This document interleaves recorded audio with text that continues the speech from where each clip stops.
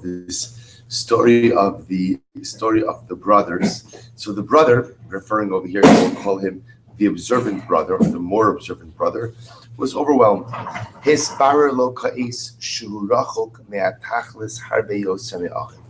It turned out that he realized he was much further from the tachlis than his brother. Shetamid zilzolbo hakare hiksabo she'imo shum yisron al achiv b'zeh shehu lo mitorah kol hayom im limudo eino levi oso le'emunah shakol me'Hashem v'shakol l'tova. So the brother realized, and again, we'll call him the observant brother, although they're both, we understand, the observant brother realized that all of his Torah, all of the things that he does, if they don't bring him closer to a sense of emunah, for a sense that all is from HaKadosh Baruch Hu, and that all is for good, then what he's doing is deficient. Harav Himshech. Again, I want to be clear. It doesn't mean chas v'shalom that what the brother is doing is meaningless. Chas v'shalom, meaning everything a Jew does is meaningful. The idea is, however, that if a Jew goes ahead and learns Torah, does mitzvos, and those things don't lead him to a deeper level of emunah, that everything is from HaKadosh Baruch Hu, that everything is for good, then there's a deficiency. There's something lacking in my avodas Hashem. Harav Himshech. Achshav ata meivin shachicha. Now, said the Rav to this particular brother, that your brother, who always appeared to you to be someone who was much further from Torah, who lemaisa b'mida misuyemes karov l'kiyam Torah harbe yosim mincha. If you think about it to a certain degree, he is much closer to the performance, to the actualization of Torah than you are. Kiyumamin Shakol Tova, for he ultimately realizes that all is for good. And he accepts all that HaKadosh Baruch Hu does from love. And he says to him, thank you, HaKadosh Baruch Hu, for everything you've given me. Because your brother recognizes that everything that happens to him is an actualization of the will of HaKadosh Baruch Hu in his life. And he converses with God regarding everything. So this is incredible, Musar. So the Rav says to this brother, to the firm brother, you're very learned, you're very medactic, but you do not live emunah, you do not live hashgacha. No. The point is, this was before he had this, even before he possessed everything. I'm saying this was his approach in life. This is his approach in life. And remember how the story started. The brother was suffering.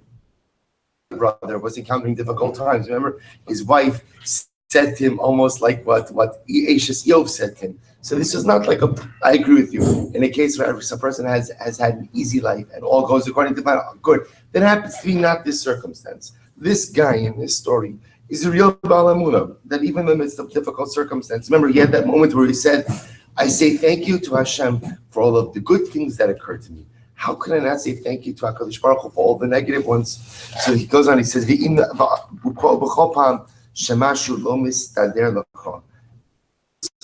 so there are incredible moments of this brother. He says, every time something doesn't go right with you in life, you're not willing to say Todah. You're not willing to say thank you. You're not willing to say Ribono Shel Olam, I'm a kalbo this bi'ava. V'atamislonim. You go and you complain. V'rodei v'satzmecha. Here's what's interesting. You beat yourself up. Bad Masha'at Omer, page Tzadik Beis. Baruch Hashem beficha machmas hahergel. This is actually very, very strong. And even though you say Baruch Hashem, Baruch Hashem, Baruch Hashem, you say that because that's what you're used to saying. You're really not happy or not accepting with that which is occurring to you. You don't speak with HaKadosh Baruch Hu. Nor do you include him as a partner in everything that is occurring to you. In other words, you do not see his hand You do not see his imprint. You do not see ultimately, again, what it is that his role in everything that occurs to you. V'chol shekin she'incha omer lo toda. And all the more so, you don't say thank you to HaKadosh Baruch Hu for all of the events that befall you, both of the good ones as well as the difficult ones.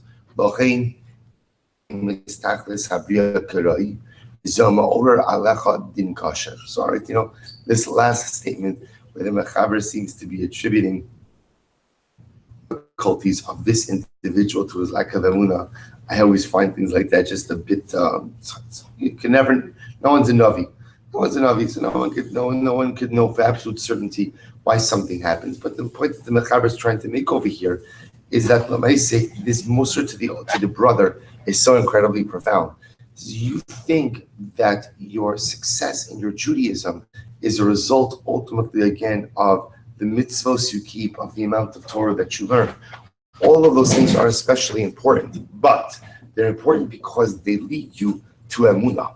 Without emunah, right? And again, emunah as we're defining as that all this from HaKadosh Baruch Hu, and therefore by extension, Hakol Tova, everything is for good. Without that recognition, without that understanding, so understand that your avodas Hashem ultimately is deficient. His anyunuso shalachis ora ma'od. Olam chadash his kala lefanav. Olam shahayel neged inav kalazman v'pashat lo hivchin bo. So this brother, I'll call him the observant brother, was really overwhelmed by this startling realization. Hushalas arav ma'im bitol Torah v'chol hamitzvot sha'achi eno makan kroi shein yisod haTorah v'emunah. So the observant brother says to them, but what about, I don't understand this. It's always easier to speak about someone else. Let's speak about my brother for just a moment. What about the fact that he doesn't learn as much as he should? Or about all the mitzvos that he's not vigilant in? So it's very nice he has this emunah. But what about the fact that on a behavioral day-to-day level, he's not doing what HaKadosh Baruch Hu asks of him? Ani mevin shekisha'achim v'socheach im Hashem u'mod alo hu osa davar chashuv ma'od. I understand that when my brother speaks of God, says thank you to God for all that is occurring with him, that's very chashuv. But what about all of the spiritual deficiencies in his life? I don't understand. How could God turn a blind eye to that? I can tell you my brother is simply not fulfilling the word of HaKadosh Baruch Hu in all that God commanded. This is actually amazing. Amar la'arav. LaKadosh Baruch Hu yesh harbe savlanut. This is actually an incredibly profound statement. HaKadosh Baruch Hu God has patience. Me'achar sha'achicha hisorer le'nekudas ha'emunah ha'amuka va'amitis shitachlis kol ha'torah v'hamitzvos hu bevadai yagia gam l'kiyum ha'torah v'hamitzvos kiroi. This is amazing. What is it? HaKadosh Baruch Hu has a lot of patience. So the Rav said, the Mechaber said, your brother, who is incredibly enough already in possession of this deep and profound nekuda of emunah, it is only a matter of when. It is only a question of when he is able to reach the level of kiyum Torah mitzvos. In other words, he'll get there. He'll get there. Once you have emunah, that's like the foundation for getting to everything else. It's not that your brother has that emunah, he'll get to the Torah mitzvos. It's worth it for God to wait. He has patience. The Bava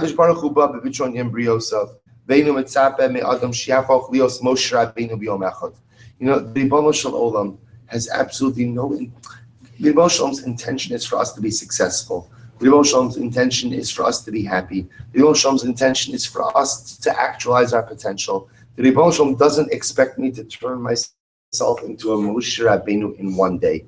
Ata otira shuyikabe al atzmo ol Torah b'shleimus v'yidaktik b'chol hamitzvos lo pachos mimcha. So the Mechaber says to the observant brother, you're going to see your brother is going to come to a point where he's going to be makabel the mitzvos. He's going to come to a point where ultimately, again, he's going to want to lead a life of Torah, and you're going to see he's going to be medaktik with mitzvos no less than you. Me'achar shu misocheach im Hashem u'mishatev oso v'chol ma she'over b'chayo v'akol mitoch nekuda shel emunah shakol tova v'lo mitoch pachad micheshbono shel olam haba chedoma The Mela, we kindness called Torah mitzvahs. Such an amazing idea. And also, when you think about it, it makes absolute sense. Even though under normal circumstances, the progression we have is that first, ultimately, a person has Torah, mitzvot, and then a person grows to Emunah. That's the normative progression. But it is possible for someone to have the opposite. It is possible for someone to first be in possession of deep, profound, meaningful Emunah. And the amazing part is that if a person, and again, as defined as a recognition that all is from HaKadosh Baruch Hu, and by extension that everything is for good, it is possible for a person as a result of that Emunah to come ultimately again to a greater level of Shmiras HaMitzvos, to a greater level, to a greater intensity of their behavioral Judaism, of their acceptance of the Torah mitzvah. So the Mechaber says to the observant brother, wait, if I was a betting man, I'm going to tell you, the time is going to come where your brother is going to be just as medakdek in mitzvos as you are. You're going to see. Why? Because he possesses the Emunah. So we'll do one more, just a few more lines. Bottom of page, last paragraph. Aval ata kalkach b'torah mitzvos yochol ha'yisa v'yeser kalos l'schaber ma'amuna ki zos tachlis kol ha'torah v'hamitzvos l'chaber oschala el ha'amuna. To the observant brother, you who already have Torah mitzvos, it would have been even easier for you. It is even easier for you to come to a level of emunah. He says, "Lachein," because again, you already have the building blocks. Lachein yesh alacha taina v'kushech hazaka. Madua eincha mechavin b'asiyasem is like yel emunah. Umadua eincha mesochech im hashama chol davar lema'at hadom. Let's listen to this. So we'll stop over here. He has a beautiful mashal which we'll pick up at Mir Hashem tomorrow. But the point over here that he says to the brother is, see, there's a greater kasha on you because you have Torah, you have mitzvahs, meaning you're doing these things already, and yet these things haven't brought you yet to a level of amunah. For that, there is accountability. So we'll stop over here for a day. We're going to pick up with I will tell you it's good to be here at 5:45 tomorrow because we're going to pick up with a beautiful, beautiful mashal that the Rav gave to the observant brother. We'll stop here for we'll say, but suffice it to say, for our purposes today, we learned something incredibly important. That the goal of Torah mitzvos ultimately is to lead us to emunah.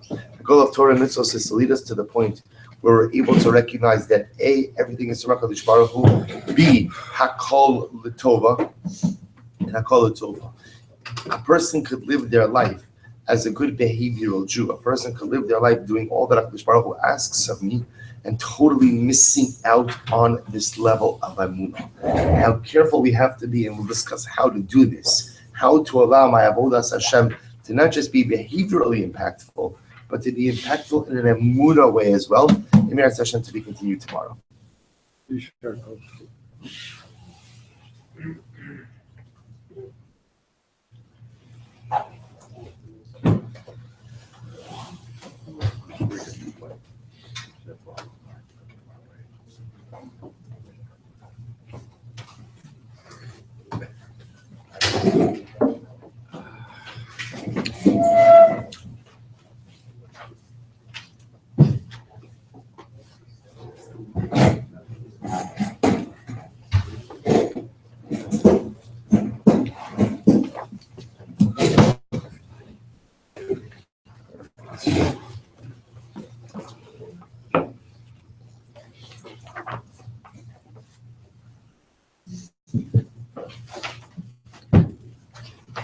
All right, we'll say good morning. Our daf today is Kuf Mem Ches 148.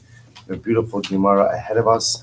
We are beginning on Kuf Mem Zayin Amud Beis. Let's actually pick up 4 lines up from the bottom. Last word on the line. We read this a little bit already, but let's just begin from the statement. Our shir this morning is dedicated by Baruch Fishel and Sonia Kozlovsky and family, and Harry and Adrian Kozlovsky and family, in commemoration of the 3rd yard site of Baruch Fishel and Harry's father, Mr. Leon Kozlovsky, Aryeh Ben Baruch.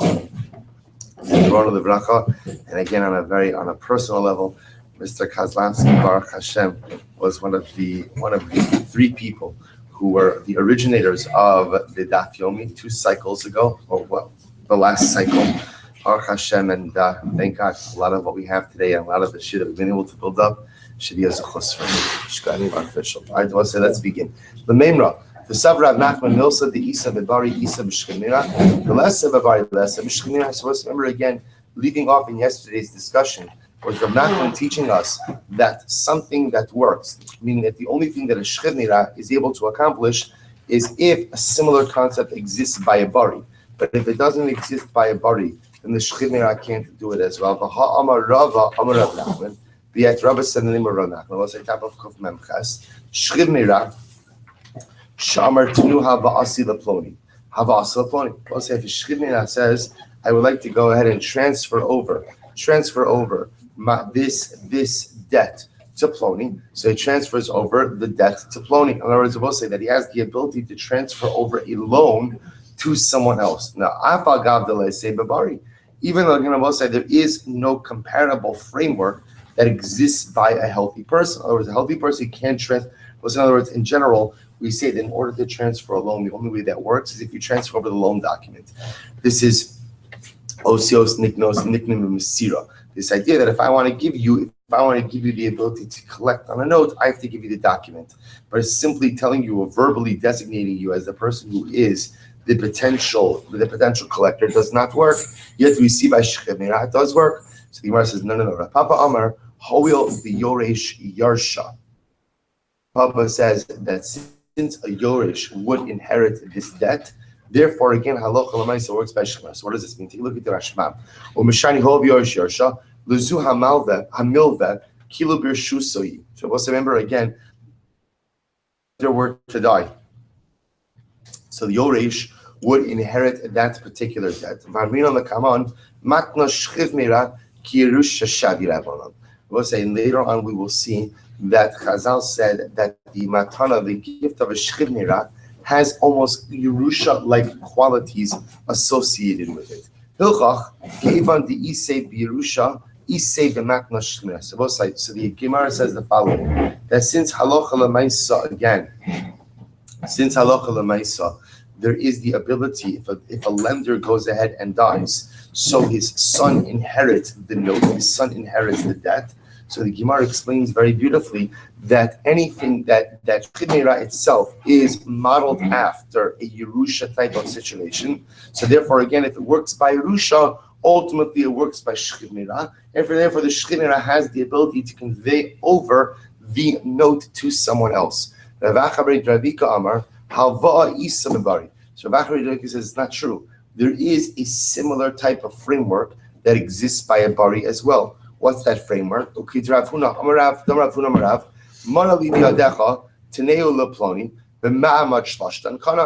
say again, this is actually an interesting halacha that we've referenced a number of different times. The concept of ma'amad shlashtan, actually, Rashbam points out, we had this just a few days ago, that this is one of the three halachos, miklas hilchasa below taima. Three different halachas, we'll say again, that are dirabanan, and ultimately again are treated like halacha l'Moshe Sinai. So one of them is that if I let's say I hold the note, I lent Ruben $10,000, and I hold the note in my hand, and I say I am owed a mana Taneu Laploni, give it to Ruben, and I say that in front of three people, Ruben has the ability to acquire that amount of money. So you see, I will say that there is a similar concept of the ability to convey a note of indebtedness to someone else without the conveyance of the actual note. So because this concept applies by a bari, again, by a healthy person, it's not much shlashtan, so you can understand why this occurs ultimately again, or this could occur by a shchimira as well. Therefore, Rav Nachman's concept that whatever you do by a shchimira has to have some type of parallel by a bari, that approach is still intact. Ibaylu, supposed to have the Gemara and not the Kasha. This is an interesting case. Let's say I go ahead, I have a palm tree, and I go ahead and I decide to give the tree to one person and the peiros to another person. So mi shir makom peri, olo shir makom peri. So we'll say, remember again, we saw in yesterday's daf that a shchivmera cannot go ahead and convey future rights. So shchivmera cannot go ahead and say, I hereby convey the future dates of this tree to Reuven. Such a statement is ineffective because the matna shchivmera must evolve upon something tangible. So the Marna has the following kasha. What happens? Say now we'll say it's interesting. If you look at the Rashbam says it's ibaylu dekala achad istemok mivei babari ubala odin dinim mechira mashirat mavloni hirli dimkin ma inyan bayazu bezu ashmo bezu apark bamocher asasina ibaylu alam mivei shmaita. So if that's the case that was ibari, then it should have been in the previous parak of bamocher asasina. Bal karchin mukminale. So we'll say the Rashbam understands that this is still a Shchid Nira case. So we'll say in this Shchid Nira case, the following thing is happening. Shchid Nira is dying. He conveys the fruit, I should say he conveys the tree to Shimon, and to Reuven, and he conveys the fruit to Shimon. So the Shai the Gemara is asking is the following. Mishir makom peri olo. Do we say that when Shchid Nira gives the fruit to Shimon, he's not, now again, if he just gives the fruit, then remember we'll say that's a meaningless statement, because that's conveyance of a future right. And the Shechina doesn't have the ability to convey a future right. Here's the question. When Shechina conveys the fruit to Shimon, perhaps what he's also conveying is the little bit of the tree fruit attaches to. Right? The fruit doesn't just grow nothing, the fruit attaches to the tree. So perhaps the little part of the tree that directly connects with the fruit, maybe the Shechina is giving that to Shimon as well. As such, the Shechina is in fact conveying to Shimon something that is in existence. If that's the case, then the gift should be valid. To which the Gemara says, "Imtim silomar la'achar lo havishir." So even if you want to say that no, that ultimately again when Shechina conveys the tree to Reuven, he's giving the tree in its entirety to Reuven, and when he gives the peros to Shimon, he's not giving any part of the tree to Shimon.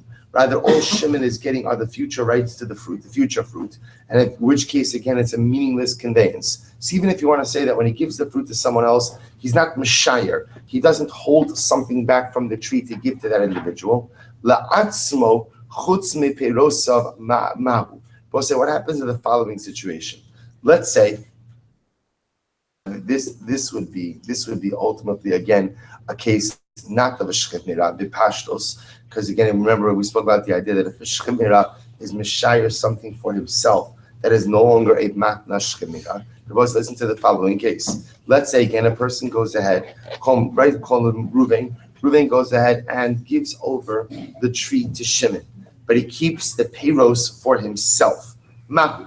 What is the halacha? Or so both say, do we say that since Reuven is keeping the fruit for himself, he also keeps a little piece of the tree for himself? In other words, that little piece of the tree that attaches to the fruit, does he keep that for himself or not? Amar Rava Amar Nachman, Imtim Silomar Dekel Echadu Peirosav La'achar Lo Havishir Makom Peri. So Rava says in the name of Nachman, if you say that when you give the tree to one person and the peiros to another person, that we don't assume that the person who gets the fruit also gets a little part of the tree. Dekel La'achad, the sheer peiros of the fun of sheer makom peri. We will assume, Avosai, that if you give the tree to someone else, but you keep the fruit for yourself, that you are keeping a little part of the tree for yourself. So, Rosie, you know what's happening over here? We'll discuss why this is. But the Gemara suggesting is the following. If I, the owner of the tree, am giving the tree to one person and the fruit to another person, we do not assume that the fruit recipient receives some part of the tree along with his future entitlement to fruit. However, if I'm going ahead and I'm giving the tree to someone, but I'm retaining the fruit for myself, we assume that Lamaisa again, Mshir Makom Peri. I do hold on to the little part of the tree that attaches to the fruit. My timer, what's the reason for that I will say? Because Gol Kol Legabi Nafshe Ba'ayin Yofa Meshayir. This is actually, we saw this before, by the way. We know that there's a concept that will say that whenever you're going ahead and giving something away but retaining something for yourself, whenever you're retaining something for yourself, you retain it ba'ayin yafa, which makes sense, meaning you're retaining it in a way that is most beneficial to you. Therefore, again, because it benefits me, not just to have me being the owner of the tree, only to have the fruit, but it benefits me to have a little piece of the tree, the fruit. Therefore, by definition, I retain that for myself. Fine. Amarli Rabbi Abba Ravashi. So we'll say. So what the Gemara is suggesting over here, therefore, is the following: that when the Shechina goes ahead, if the Shechina were to convey the tree to one person and the fruit to another person, the person who received the conveyance of the tree, that conveyance would be effective. But again, the person who received future entitlement to fruit, such a conveyance would be ineffective because the Maisik and the Shchimira could only convey tangibles. So again, if the Shchimira were to say, Reuven, I'm giving you the tree, Shimon, I'm giving you the branches upon which the fruit grow, then Einachinami, that is a proper conveyance because the branches exist. But assuming he does not say that, we do not assume that a gift of the fruit comes with any part of the tree included with it, and therefore the Shmat Nashchimira would not work for the fruit. Works for the trees, doesn't work for the fruit. Gemara goes weiter. Amar le Rabbi Abba l'Rav Ashi. Anan ad Rabbi Shimon ben Lakish masanillah. We go ahead and we agree with this ruling, but we ultimately attribute it to Reish Lakish, or Shimon Lakish. The Amar of Shimon Lakish. Hamocher ba'is l'chavero. So we'll say this is a similar case, but again, nothing to do with shchimira. But the principle is the same. Chavero. We'll say somebody goes ahead and sells a home to their friend. V'amarlo, amenas shadiyuta ha'alyona shali. Diyuta ha'alyona shalo. So let's say I have a house, and the house happens to have an upper apartment. An upper apartment. Rashi brings down, Rashbam brings down, last line of the Rashbam, Diyuta hi aliyah ha'alyona shal gagabayis. This is the upper story that's built on the roof of the house. So I'm selling a house to Reuven, and what happens? The house has an upper story. So I say, Reuven, I'm selling you the house on the condition that the upper story remains mine. So what's the halacha? Okay, well, it's no real chiddush in that case. At the end of the day, I made the condition that the upper story should remain mine. Therefore, the upper story remains mine. Amid base. Iboilo. So we'll say, here's the kasha.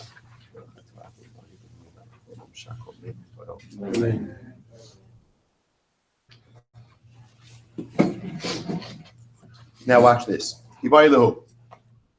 We're going to discuss what exactly is the novelty in that first ruling. I mean, obviously, if I go ahead and I sell Reuven a house, and I say, Reuven, I'm selling you a house on the condition that the upper story is mine. So what's the shayla? I'm selling with it tonight. So of course, again, the condition is that I get the upper story. So we'll see again what the novelty is in just a moment. We'll say what happens if, let's say, I have this house with the upper story and I sell the bottom level, the home, what we'll call, to one person, and the upper story to another individual. Mahu, what is the halacha? Now we'll say, now look at the Rashbam for just a moment. Itap Rashbam Kufmem Chesven Beis Yiboiluhu Bayis Le'echad B'matnas Bari V'diyuta Le'echad Habi Makom Shir Mi'ika L'hai Bal Diyuta Shir Makom B'chaser L'hotzaas Zizin O Lo. Supposed to listen to this. The shaila is the following. You know, under normal circumstances, when you sell someone a chutzner, let's say you sell someone a home, and the home comes with a courtyard, a chutzner doesn't just have rights on the ground. The chutzner also has airspace rights. So the shaila is the following. If I go ahead and I own the home and the upper story, and I sell the home to Reuven and the upper story to Shimon.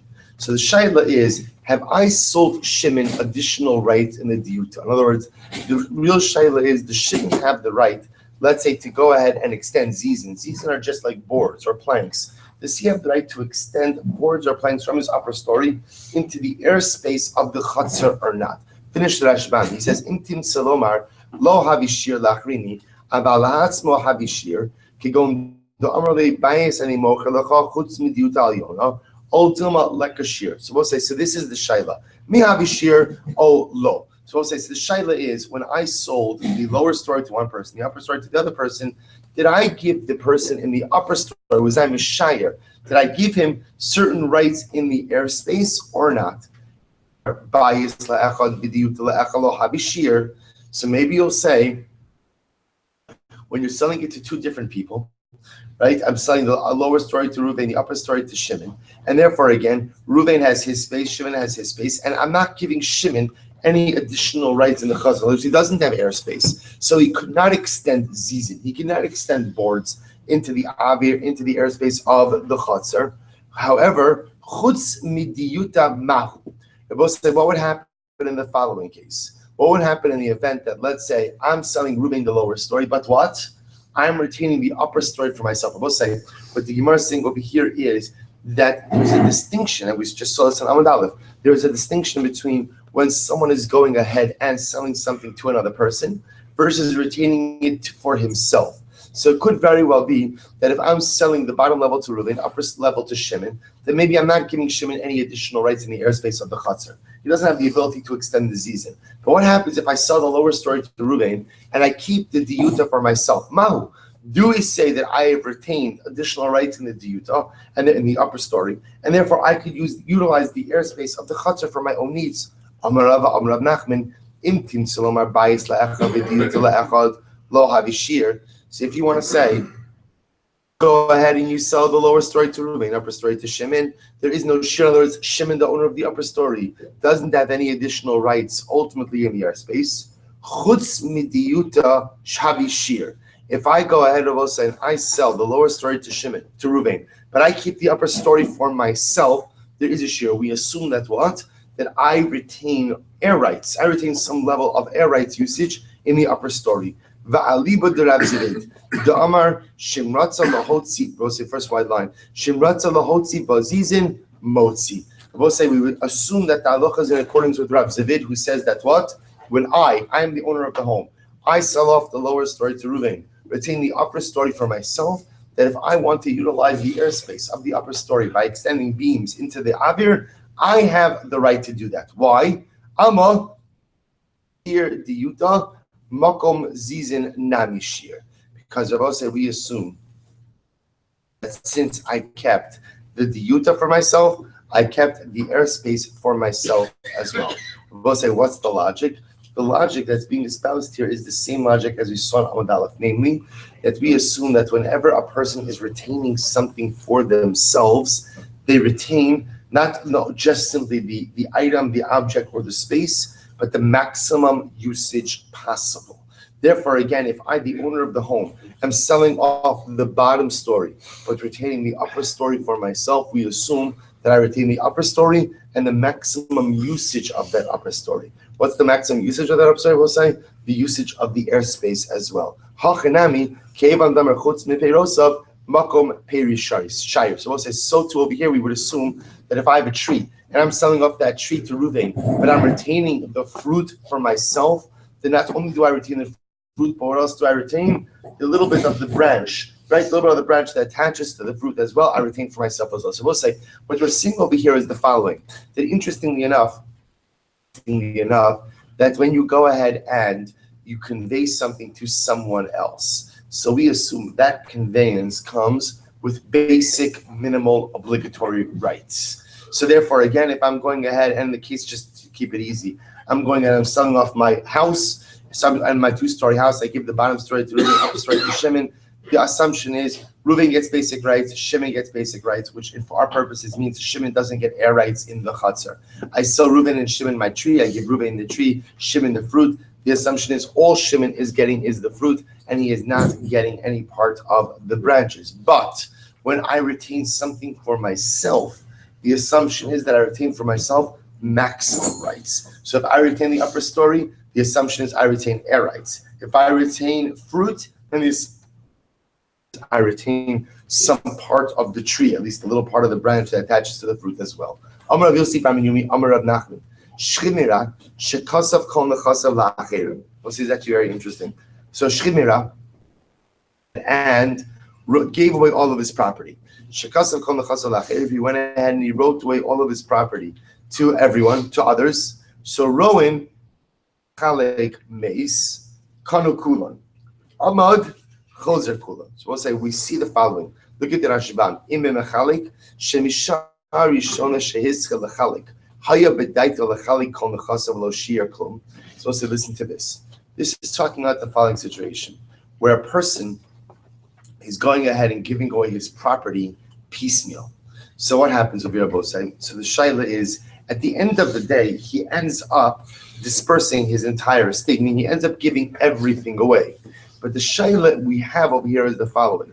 At the time that he began to gift away his property, was his intention to give away his entire estate or not? Remember, again, This is very important. If his intention is to give away the entire estate, then even the earlier gifts have the status of shchiv mirah gifts. If, however, again, at the beginning of the giving away of his estate, his intention was not to give away his entire estate, then what? Shchiv mirah. If it's not called a matna shchiv, so what's the chilik between if something is a matna shchiv and a matna shchiv? So remember again, a matna shchiv mirah, if the individual recovers, the gift is voided. Again, a non-matna shchiv, which is a regular matana, even if the shchiv mirah recovers, the gift itself is still valid. So watch this. It says, let's read this once more. Amra Yosef Amra Nachman. Shchiv mirah shakazov. So shchiv mirah went ahead and wrote all of his property to others. Rowan. So we examine the following. Im b'mechalik me. So we'll say, if we understand that from the beginning his intention was to away his entire estate, and therefore again when he died, we understand that his death took place. Mace. Then when he dies, kanukulan. Then I'll say all those who received property ultimately again acquire that property. Why? Because lemaisa again is considered to be a matnas shchiv mirah. On the other hand, amad, if he recovers, then we'll say ultimately all of the gifts are voided. Okay. In benimlach, so we'll say, however, again, look at the Rashbam. What's nimlach? Shelo haya b'daito l'chalek kol nechasav, ela achar shechilik shasak v'lo ratza l'chalek od, chazra v'nimlach ba'atzal l'chalek kol anoser. But we'll say, if the way it worked is we see that literally, again, he gave a gift, and he paused. See, he was thinking about, again, what he wanted to do with the remainder of his estate. And I will say, we assume that is not a matna shchimira. So it's actually interesting. The case of Nimlach, I will say, and this is very important, is where there was a pause in his gift giving. So the gifts were not, he did not disperse his estate. What's the word? What? Continuously, right? He didn't do it continuously, but rather, again, there was a pause in between the acts of giving. We interpret that pause, the Gemara says, as a lack of clarity as to what exactly his intent is, or his lack of clarity. Is he just giving gifts? Is he looking to divest himself of his entire estate? So therefore, I will say that's not considered to be a matna shchimira. Because not a matna shchimira, I will say, so remember again, a matna shchimira, a gift al tanai. What's the tanai? This is yours, assuming that what? I die. Therefore, again, the gift is only valid if he dies. If he recovers, Baruch Hashem, then what? Then all the gifts are voided. Masha'enkein, a non-matna shchimira. It's just a regular gift. What's the status of a regular gift? Whether you die or not is irrelevant. Once the grantor gives the gift, then by definition it's a valid gift, and whether or not he gets better or not is irrelevant. So therefore the Gemara says in benimlach mace. So we'll say, so again, we're defining this case of nimlach is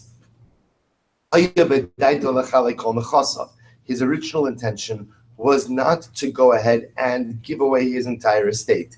So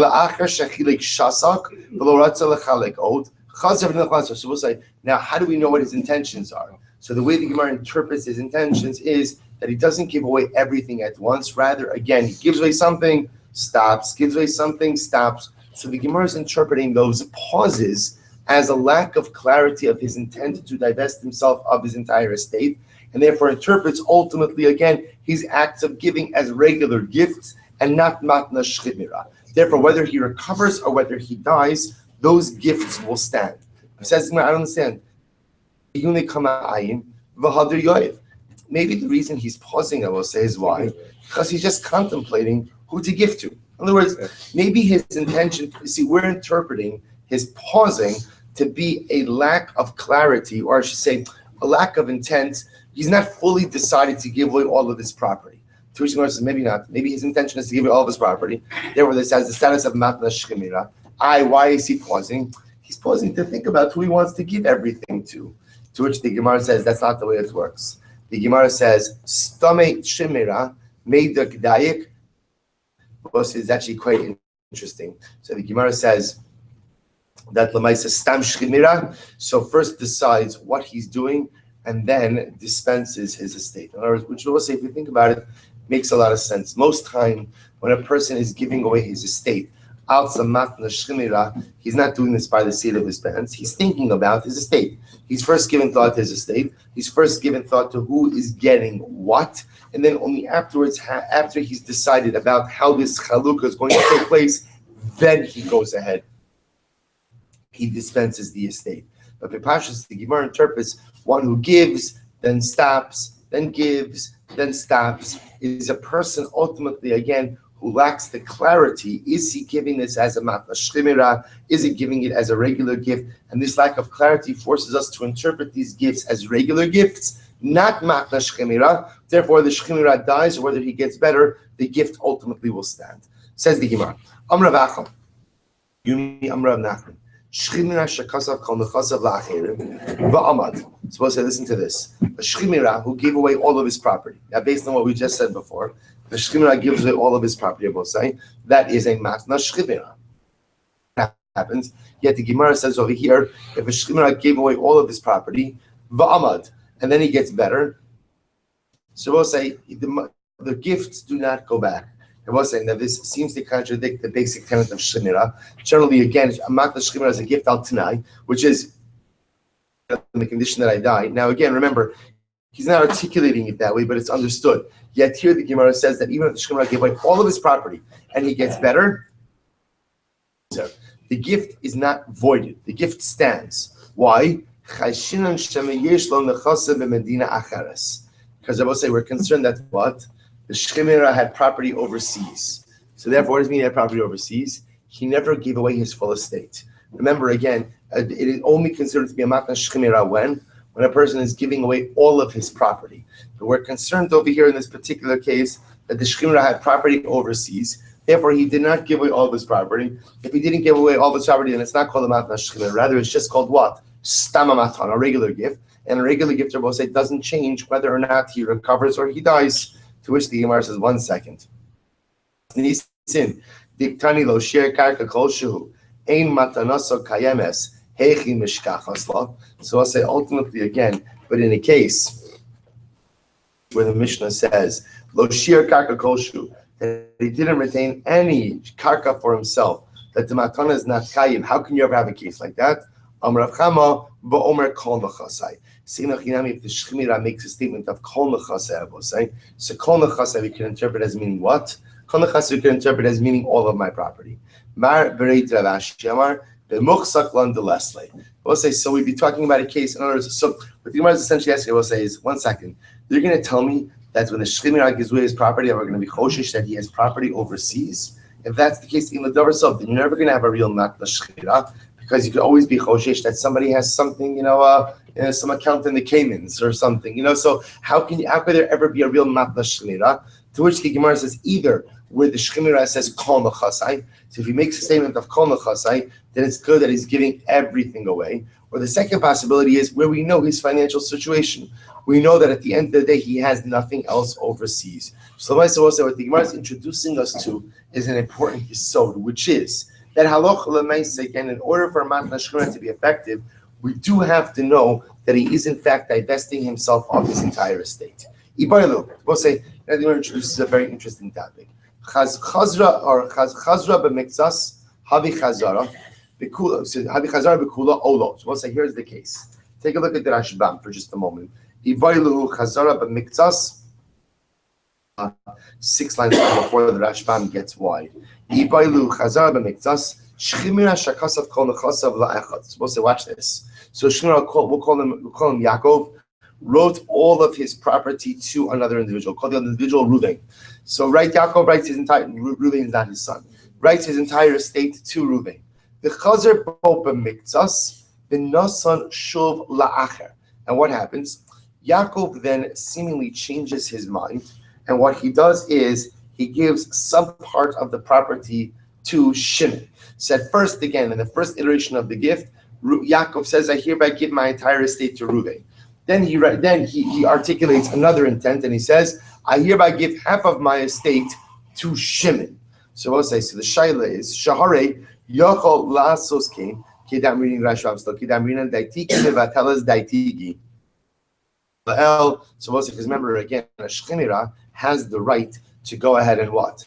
Has the right to change his mind. Because also remember again, Shchina gift is only granted when upon the death of the individual. So the Shchina has the right to change his mind as many times as he wants prior to his death. So in this case over here, he says, I'm giving my whole estate to Ruvain, and then apparently he changes his mind and he says, I'm giving half of the estate to Shimon. So the Shaila, look at the Rashbam, he says, Mi havi chazar b'chol nechasim shenasan l'rishon tegali daita shemiskari parishon uma shenasan l'sheni matana b'miktsasi diika shir v'havya matana v'asu yarshel mafkim yad rishon kalamosar o lo havi chazara elamash nasan l'sheni kana sheni v'anoser kana rishon dem yama michayo yachzer b'shnei shari lo shir la'atzmokum. So I'll say, listen to this. So here's the Shaila.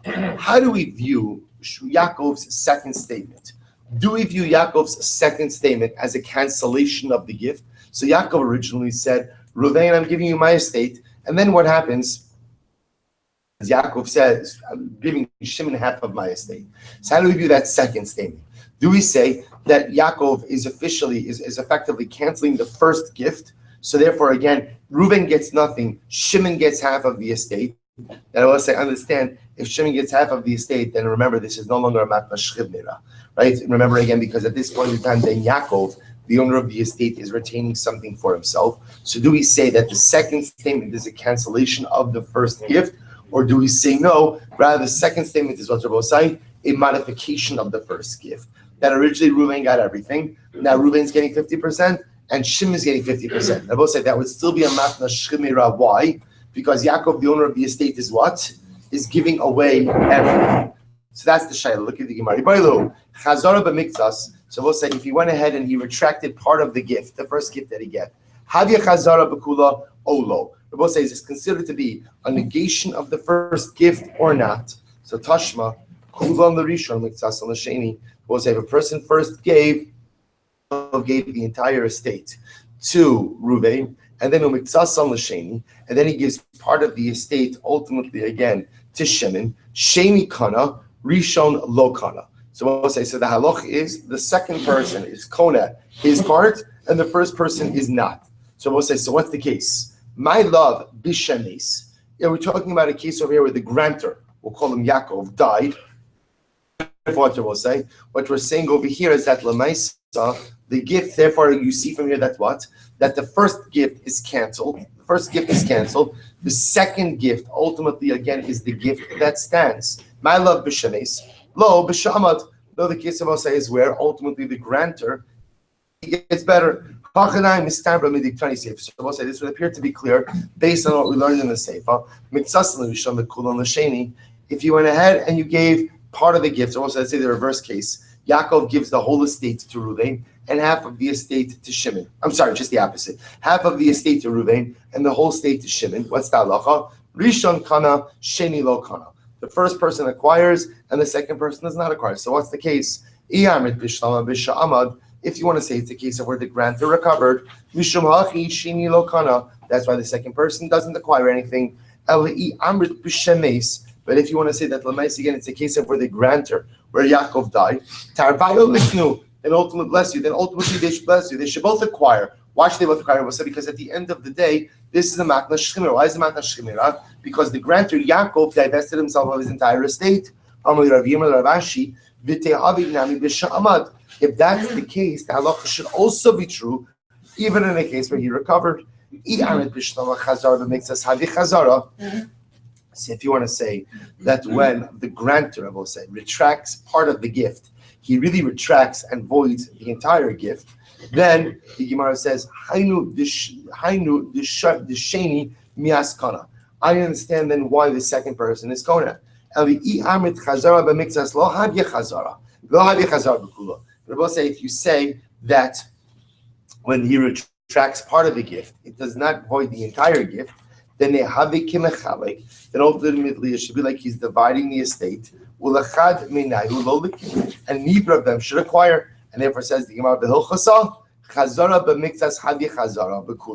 will say ultimately again the Gemara will discuss this in just a moment. The halacha is that when the Shechini Rabosai changes his mind, what we call a chazara b'miktsas, when he changes his mind about the first part of the gift that he gave, this is considered to be an entire voiding of the gift. So if that's the case, Reisha Mishkachas La, Bein Shemes, Bein Sha'amad. So the first part of the Brayso Bosai could be understood whether the grantor recovers or whether he dies. Seifa Lo Mishkachas La Ela B'Sha'amad. But ultimately, again, the seifa would only work if what? If he recovers. So Bosai, this is an interesting case. So what do we do with this halacha l'mais? Let me just say this quickly. What do we do halacha l'mais with this case? So remember, this is talking about, let's go back for just a moment. What we've established is that a shchimira has the ability to go ahead and change his mind as many times as he wants prior to his death. Because again, remember, no one's getting anything anyway until he dies. So he has the right to change his mind if he so does. The shaila is, what do we do with this change of mind? Meaning, if he goes ahead and he gave the entire estate to Reuven, and then he says, I give half of the estate to Shimon, what does that mean? Does that mean the first gift is void, Reuven gets nothing? Or is he simply modifying? That's chazara. Have a chazara b'kuba, that when you void part of the gift, when you change part of the gift, you void the entire gift? Or do we say no, he's just amending the first gift? Up until the Reuben was going to get 100%, now Reuben is only getting 50%. Which one is it? Supposed to listen to this. Shulchan Aruch Paskins, this is in Choshen Mishpat, Reish Nun Sif Yud Beis, Shchiv Meira Shenasan Kol Nechasav. If a Shchimera property to one person, the Chazar B'Miktsas, and then he goes ahead and he changes his mind partially.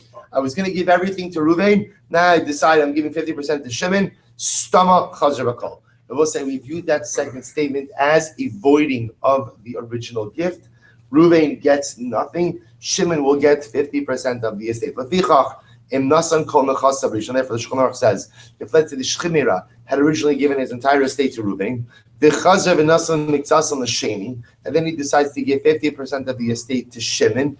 Harishon lo kana afilu im yamos shari chazar bo. So we'll say the way we view it ultimately again is that the Maisa, we view it ultimately again as a negation of the first gift, and therefore Reuben gets nothing. The Shulchan Aruch then goes on to explain, well, what does Shimon get in a case like that? Because I will say, remember, interestingly enough, this no longer becomes a matna shchiv mira. Why is it no longer a matna shchiv mira? Because he's retaining 50% of the estate for himself. So the Shulchan Aruch says, V'asheni yeshal din matna shchiv mira b'miktsas. So he has a partial din. What does this mean? So Shulchan Aruch goes on, essentially says that if Shimon acquired the portion of the gift through a kinyan, then that kinyan stands, then it becomes a regular bona fide gift. But we're not going to get into this now. For our purposes, what we need to take away from this, I will say, is that when a shchimera changes the terms of the gift, we assume that any change represents a voiding of the original conveyance. So when he says, I'm giving my property to Reuven, and then he says, I'm giving 50% to Shimon, so we don't view that as 50% to Shimon, 50% to Reuven. Rather, we view that as he's voided the first gift. Reuven gets nothing. Shimon gets 50%, and the Pashtos, if not qualified any other way, it means that the Shchimera is retaining 50% for himself. Fine, let's just go a little bit weiter. Let's listen to this case. Let's say a person is makdish his entire estate. What happens? He recovers. So we'll say in Pashtos, what it seems to be is he's making a matna shchivmera to hekdish. But then what happens? He gets better. Somehow, miyarmin and kol v'gabe hekdish gamro matni. So we'll say, here's the interesting shaila. Let's say a person says, I'm hereby making my entire estate hekdish. And it's understood that he's doing this because he's dying. And then Baruch Hashem, he recovers. So what's the status of the estate? Do we say, Rabosai, that if a person's making something hektish, that they mean it to be hektish no matter what? And therefore, even if he recovers, the estate is going to be hektish. O Dilma, or perhaps, kol legabe nafshe lo gamaru makne. We'll say so, or perhaps we say that what? As much as a person loves hektish, guess what? They love themselves even more. And therefore, again, halacha l'maaseh, if I recover, I don't want to be penniless. So when I thought I was going to die, I was giving everything to hektish. But at the end of the day, now that I know Baruch Hashem that I'm going to recover, I need my property for myself. If you look at the Rashbam says, Iboilu, it's about 8 lines up from the bottom, Shchimira shehektish kol nechasa below shir. Ve'achar kach amad mechalyo, Mi matzi hadirbe mi chamir mi matnas hadyot the name of the Gomer vehegdish hakol b'leif shalim ben yechye ben yamos. Suppose I say is the shaila. So if I'm makdish again, do we assume that a person is always makdish b'leif shalim? So therefore, if I makdish it, I'm meaning to makdish it even if I get better, or no, I'm meaning to makdish it because I think I'm going to die. But once I recover, I need money to live, and therefore my hekdish should be void. So we'll say, so similarly again, hifkir kol nechasav mahu. What happens if a person ultimately again was mafkir his property? Or shchimira cases. So a person is the shchimira, he makes all of his property hefker mahu miamiran kevan the aflani and kashirim gamro makni. So do we say that at the end of the day, since when a person makes his property hefker, we'll say hefker is hefker for everyone, for the aniyim and the ashirim. Therefore, again, there's the possibility that an ani is going to be able to get my estate, and I'm going to be able to form this of tzedakah. So therefore, again, my intention is to make it hefker no matter what. Oh, dilma kol gabe nafshe lo gamro makni. Or no, we'll say, my intention is to make it hefker. Why? Because I thought I was going to die. But now, Baruch Hashem, that I didn't die and I'm healed, I need my money. So I'll say, so these are all nice things to be able to do with your money. The shaila is, how much of these, does this willingness to want to do something nice, how does that come up against, ultimately, again, my need for money now that I'm going to live? Say, let's say a person decided to go ahead and give away all his entire estate to aniyim, right? He wanted to give away everything. Rashbam says, "Chilek nechasav la'aniyim mahu." So mi leima yad aniyim kiyad hektish v'im amad elo chozer. Although, do we say, we'll say, if I give my entire estate to the aniyim, my intention is to give a bona fide gift. That is a gift, even if I recover. It's a bona fide gift. So my mi amrinan tzedakah vaday mikmar gamar umakni. So we'll say, do we say that when a person gives his estate to tzedakah, he means that gift to stand even if he recovers? Oh, dilma kola gabe nafshe lo gamar umakni. Or Rabbi said, do we see that's what? No, my intention of also when I gift my estate to tzedakah, my intention was what? That I'm going to die because I'm not going to need it. But now that I need it, I have no intention of giving my entire estate to tzedakah. So I said the Gemara answers in all these cases teiku. Now again, we'll discuss tomorrow what to do with the teiku in these cases. But the Gemara said this teiku goes on all of these cases. This teiku goes on the hektish case. This teiku goes on the hefker case, and this teiku goes on the tzedakah case. Although these are all very nice things to be able to do with my money, at the end of the day, perhaps my intention was only if I die, I no longer need my money. I want my money to go and service these particular things. But now that Baruch Hashem, I'm going to live, I need my money. Therefore, I need to take my money back from Hefker, from Hektish, from Aniyim. That's the take Rabbi say again. We'll resolve the take on Hashem tomorrow.